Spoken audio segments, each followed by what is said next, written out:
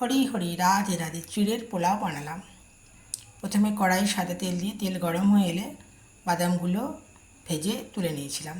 কারি পাতা শুকিয়ে নিয়েছিলাম এবং তেলে ভেজে তুলে রেখেছিলাম। এরপর কড়াইয়ের সাদা তেল দিয়ে তেল গরম হয়ে এলে গোটা জিরে ফোড়ন দিয়েছিলাম।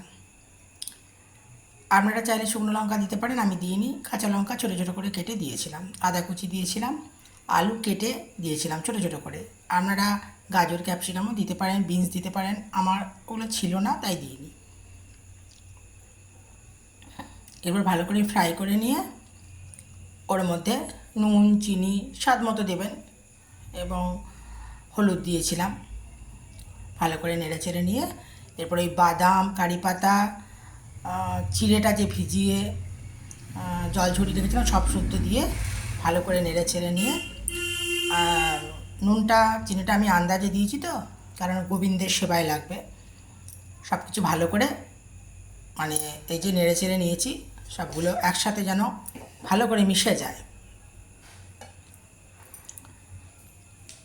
আর গোলমরিচ গুঁড়ো দিয়েছি, আর শেষে ঘি ছড়িয়ে দিয়েছি। হরি হরি রাধে রাধে।